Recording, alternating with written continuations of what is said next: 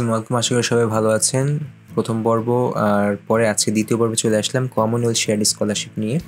তো Commonwealth shared scholarship নিয়ে প্রথম পর্বে কিন্তু বলেছিলাম যে কমনওয়েলথ শেয়ার্ড স্কলারশিপ জিনিসটা কি, কাদের জন্য প্রযোজ্য এবং কারা অ্যাপ্লাই করবেন এবং কিভাবে আপনার ফার্স্ট স্টেজটা পার করবেন, অর্থাৎ আপনার এই যে হাউ টু অ্যাপ্লাই গিয়ে এই অ্যাভেলেবল কোর্স থেকে আপনার পছন্দ অনুযায়ী এই সিএসসি বা কমনওয়েলথ শেয়ার্ড স্কলারশিপের যে 6টা ডেভেলপমেন্ট থিম আছে, এই যে 6টা, এর মধ্যে যে ভার্সিটি যে কোর্সগুলো ওরা অফার করছে সেগুলোর মধ্যে যেগুলো আপনার পছন্দ আপ টু 10 আপনি 10টা পর্যন্ত কিন্তু অ্যাপ্লাই করতে পারবেন within the same portal.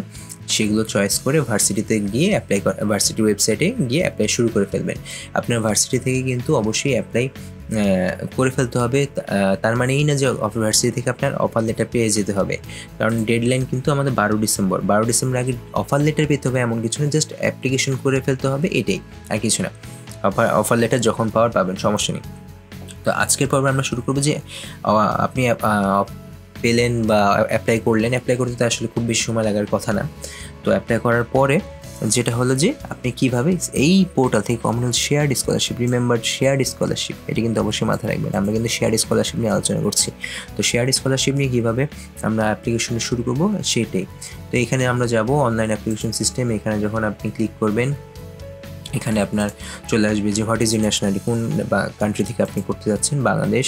Next দিলে এখানে দেখেন আপনাকে একটা অ্যাকাউন্ট, রিটার্নিং ইউজার হলে আপনাকে লগ ইন করতে বলছে, অথবা নিউ ইউজার। আমরা ধরলাম আপনি একজন new user, suppose new user হলে নিউ ইউজার দিবেন, আপনার একটা অ্যাড্রেস দিবেন। ধরলাম আমি আমার একটা জিমেল অ্যাড্রেস ইউজ করলাম, এখানে একটা আমি পাসওয়ার্ড দিব। রিমেম্বার পাসওয়ার্ডটা হতে হবে সর্বনিম্ন 7 অক্ষর, একটা আপার কেস থাকতে হবে, একটা স্পেশাল ক্যারেক্টার থাকতে হবে, এরকম বেশ কিছু রুল আছে। তো সেভাবে দেওয়ার চেষ্টা করবেন। 7 অক্ষর না, 12 অক্ষর খুব সম্ভবত। তো এভাবে দেওয়ার চেষ্টা করবেন। দিলাম, সাবমিট দিলে আপনার একটা নিউ অ্যাকাউন্ট ক্রিয়েটেড, এই যে এই মেইলের জন্য আমার একটা নিউ অ্যাকাউন্ট খুলে গেল। ওকে, এখন বলতে চাচ্ছি যে কোন থিমের আন্ডারে করবেন। আপনার তো এই যে আগের ওই যে 6টা থিমের কথা বললাম, সেই 6টা থিম থেকে কিন্তু আপনি আপনার পছন্দ অনুযায়ী চুজ করে ফেলেছেন, ভার্সিটিতে অ্যাপ্লাই করে ফেলেছেন বা করছেন, তাই তো? ওকে, সো সেখান থেকে আপনি কোন থিমে করতে যাচ্ছেন। সাপোজ আমি strengthening health system and capacity থেকে যদি দেখাই, এখান থেকে choose the university and course for strengthening health systems and capacity. এখান থেকে আপনি সাপোজ আপনি এখান থেকে অনেকগুলো আছে, তার ভিতরে King's college London MSc global medical health যদি ধরলাম, এখানে আপনি অ্যাপ্লাই করবেন বা করেছেন। ওকে, নেক্সট ক্যান্ডিডেটস আইডি, এটা হলো আপনার যে Commonwealth shared scholarship candidate ID, এটা সমস্যা নেই। দেন কি, is this your email address correct? Yes. Next eligibility, দেখেন এখানে কি 2025 সেপ্টেম্বরের ভিতরে আপনার কাছে অবশ্যই 2:1 বা 2:2, মানে আপার সেকেন্ড ক্লাস আপনার একটা ডিগ্রি থাকতে হবে, বা আপনার হলো একটা সেকেন্ড ক্লাস ডিগ্রি থাকতেও কিন্তু আপনি এখানে অ্যাপ্লাই করতে পারবেন। ওকে, এটা কিন্তু কাইন্ড অফ সেম চিভিনিং স্কলারশিপের যারা আমার ভিডিওগুলো দেখেছেন তারা কিন্তু বুঝবেন যে এটা মানে আসলে কী বোঝাচ্ছে। তারপর আমরা দেখি যে do you meet academic eligibility criteria, হ্যাঁ।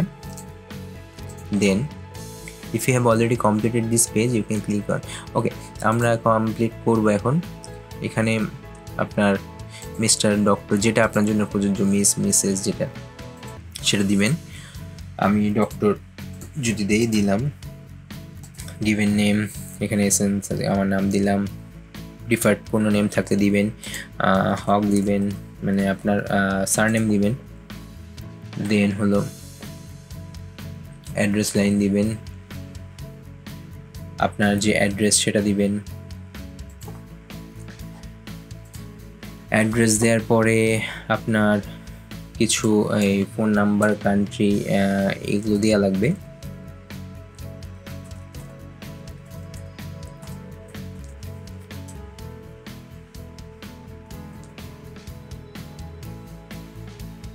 আচ্ছা, আমি বাংলাদেশ থেকে দিচ্ছি, যেহেতু বাংলাদেশের নাম্বারটাই ব্যবহার করি।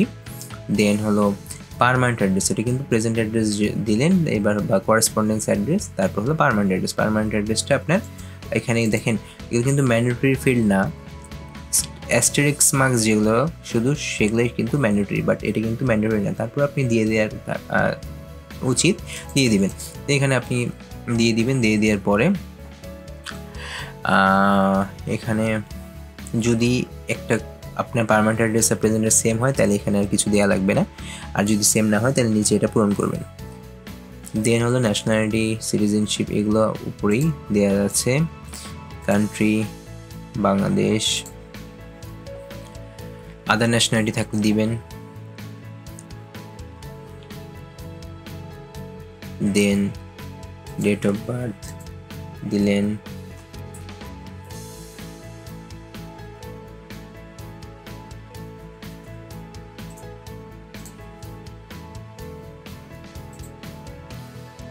Are you currently registered for a university qualification? Yes. Institution name, current institution আপনার কোনটা, আপনি যদি এখন কোনোটার ক্ষেত্রে পড়াশোনা করতে থাকেন সেক্ষেত্রে, আর যদি পড়াশোনা শেষ হয়ে থাকে তাহলে কিন্তু নো, মানে আপনি যদি এখন কোনো কিছু ভার্সিটিতে বা কোনো প্রতিষ্ঠানে এনরোল থাকেন সেক্ষেত্রে ইয়েস দিয়ে আপনি লিখবেন, আর যদি না থাকেন সেক্ষেত্রে নো। ধরেন যে আপনার নেই, আপনার পড়াশোনা শেষ, নেক্সট নো, তাহলে প্রিভিয়াস কোয়ালিফিকেশন দেখাবে। আর যদি আপনি এখন কোনো কিছুতে পড়ার অবস্থায় থাকেন, এখনও শেষ হয়নি, শেষ হবে, তাহলে সেক্ষেত্রে এই নেক্সট দিয়ে কারেন্টলি এনরোলড যে ইনস্টিটিউশন সেটা নাম দিবেন। তো আমরা ধরলাম আপনি নো, আপনার পড়া শেষ, আগেরগুলো প্রিভিয়াস কোয়ালিফিকেশন, আপনি 5টা কোয়ালিফিকেশন অ্যাড করতে পারবেন। ইনস্টিটিউশন নেম দিতে পারি আমি north south university, country Bangladesh, subject আপনার দিলেন আপনার মতো কিছু একটা, মানে আপনি যেটা পড়েছেন অলরেডি, ফ্রম কোন মাস থেকে কোন মাস, মান্থ সাপোজ সেপ্টেম্বর,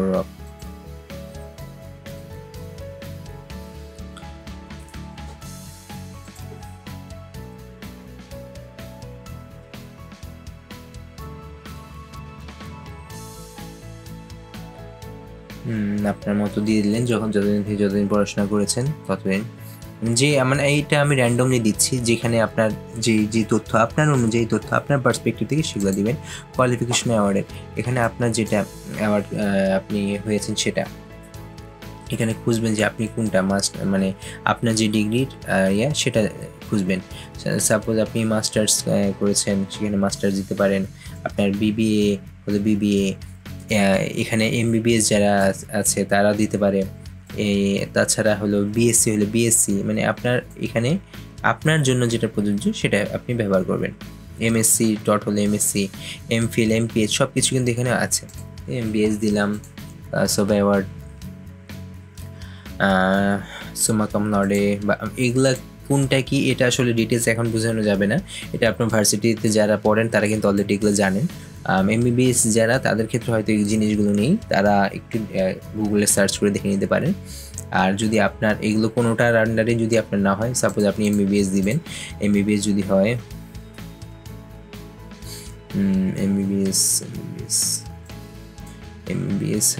এমবিবিএস, তাহলে এখানে কোনোটার আন্ডারে কিন্তু আসলে পড়ে না, সেক্ষেত্রে জাস্ট পাস দিবেন। ওকে, তো সেক্ষেত্রে যেটা দিচ্ছে দেয়ার সেভাবে দিয়ে দিবেন। আপনার যদি এমএ হয় তাহলে এমএ, আপনার যদি এমবিএ হয় সে এমবিএ, মানে এখানে আপনার যেটা আপনার কাছে আপনার প্রযোজ্য শুধু সেটাই ব্যবহার করবেন, তারপরে আপনি এটা দিয়ে দিবেন। ওকে, দেন হলো ডেট অফ অ্যাওয়ার্ড, কবে আপনি অ্যাওয়ার্ড পেয়েছেন, মানে আপনার রেজাল্টটা কবে পাবলিশ হয়েছে সেটা দিবেন, কবে সার্টিফাইড হয়েছেন সেটা, সাপোজ কবে দেওয়া যায়, দিলাম কিছু একটা। দেন অ্যাড এ সেকেন্ড ইউনিভার্সিটি, আপনার একটা দিলেন, আপনার যদি আরও থাকে একাধিক কোয়ালিফিকেশন সেখানে অ্যাড করবেন। ইয়েস দিলেই দেখেন সেম আর এরকম আরও অনেকগুলো চলে আসবে, যতবার ইয়েস দিবেন ততগুলো, তো আপনি সর্বোচ্চ 5টা দিতে পারবেন। ওকে, সো আমি জাস্ট অ্যাপ্লিকেশন আপনাদের দেখানোর সুবিধার্থে আমি সহজে এগিয়ে যাচ্ছি, নো দিলাম।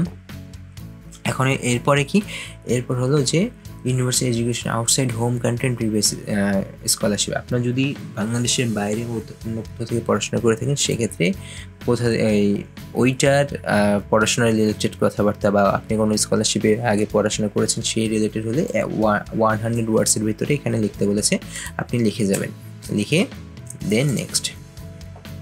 ওকে, এখন এটা কি পাবলিকেশন এবং প্রাইজেস কী কী আছে, সেক্ষেত্রে আপনার যদি কোনো পাবলিকেশন থাকে সেক্ষেত্রে আপ টু 10 পাবলিকেশন আপনি অ্যাড করতে পারবেন, এবং এছাড়া ইনক্লুডিং টাইটেলস এবং থিসিস দিতে পারেন। এছাড়া আপনার হলো যদি আপনার কোনো প্রাইজেস থাকে, কোনো একাডেমিক্যালি আপনার কোনো অ্যাচিভমেন্ট থাকে সেগুলো কিন্তু অ্যাড করতে পারবেন।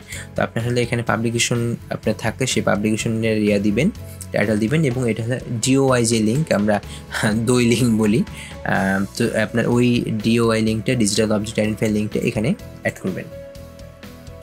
দেন হলো প্রাইজ, যেটা বলছিলাম, প্রাইজ হলো একাডেমিক ডিস্টিংশন এবং প্রাইজ যদি কোনোটা পেয়ে থাকেন সেক্ষেত্রে আপনি এখানে উল্লেখ করবেন, এবং অবশ্যই আপনার মানে রিলেভেন্ট আপনার একাডেমিক যদি হয়, যাতে আপনি যেমন খুশি তেমন সাজাতে ফার্স্ট হয়েছেন ক্লাস 6-এ, সেটা এখানে কিন্তু আসলে আপনি স্কুলে ওটা পেয়ে থাকলেও ওটা এখানে অ্যাড করার মতো আসলে কিছু নেই, আপনার রিলেভেন্ট হতে হবে। তো এখানে আপনি কিছু একটা দিলেন, যদি থাকে আপনার দিলেন, না থাকলে নেই। আপনার যদি একাধিক থাকে মানে 10টা কিন্তু, তো সেক্ষেত্রে ইয়েস দিলেই এরকম আরও অনেকগুলো চলে আসবে। তো এভাবে দিলেন, যদি না থাকে সমস্যা নেই, এটা থাকা ম্যান্ডেটরি না, দিলে থাকলে দিবেন, না থাকলে নেই। একাডেমিক ডিস্টিংশন থাকলে লিখবেন, না থাকলে নেই। দেন নেক্সট এমপ্লয়মেন্ট, আপনার এখানে এমপ্লয়মেন্ট কারেন্ট এমপ্লয়মেন্ট যদি করে থাকেন, আপনার যদি এমপ্লয়মেন্ট না থাকে এগিয়ে যাবেন, এমপ্লয়মেন্ট যদি বর্তমানে করেন, আগে করে থাকেন, সব কিছু এখানে দিতে পারবেন। কোন সেক্টরে করছেন সেটা এখানে দিবেন। সেক্ষেত্রে আপনি কারেন্ট এমপ্লয়মেন্ট যদি আপনার এনজিওতে হয়, প্রাইভেটে হয়, পাবলিক হয়, যেটা হয়, বা একাডেমিক্যালিও যদি হয় সেক্ষেত্রেও সেটা অ্যাড করবেন। এভাবে আপনার প্রাইভেট কোন এরিয়াতে, এটা হেলথ রিলেটেড হলে হেলথ, এডুকেশন রিলেটেড হলে সেটা, লিগাল হলে সেটা, মানে আপনার জন্য যেটা প্রযোজ্য এরকম করে আপনি দিলেন। এমপ্লয়ের নাম দিবেন, এমপ্লয়ের নাম যেটা আপনার এমপ্লয়ের নাম হবে সেটা দিবেন, x, job title y, date from কিছু একটা আপনি মানে যখন থেকে শুরু করেছেন সেটা দিলেন, ডেট টু, যদি আপনার এটা কারেন্ট এখনও যদি কন্টিনিউ হয় সেক্ষেত্রে দেওয়ার কি লাগবে না, আর যদি আপনার এটা প্রিভিয়াস এমপ্লয়মেন্ট হয় সেক্ষেত্রে কবে থেকে কবে করেছেন সেটা দিলেন। তারপরে কোন দেশে, বাংলাদেশে, মেজর রেসপন্সিবিলিটিগুলো 100 ওয়ার্ডসের ভিতরে লিখবেন। আপনার একাধিক আরও এর আগে প্রিভিয়াস কোনো এমপ্লয়মেন্ট থাকলে সেটা দিবেন, ইয়েস। এভাবে সেম করে দিয়ে নেক্সট দিবেন। নেক্সট দেওয়ার পরে তারপর রেফারেন্স দেবেন। তো রেফারেন্সের পর্বটা আমি পরের পর্বে শুরু করব, যেহেতু আমাদের অ্যাবাভ 50% আমাদের হয়ে গেছে। পরের পর্বে বাকিটুকু শেষ করব, কিন্তু বাকিটুকুতে ভিতরে আমাদের আরও ইম্পর্টেন্ট কিছু কাজ আছে, সেগুলো আমি আলোচনা করব। তো নেক্সট ভিডিওতে অবশ্যই স্টে টিউনড ফর দ্যাট। আশা করি ততদিন ভালো থাকবেন। সবাইকে ধন্যবাদ। আসসালামু আলাইকুম।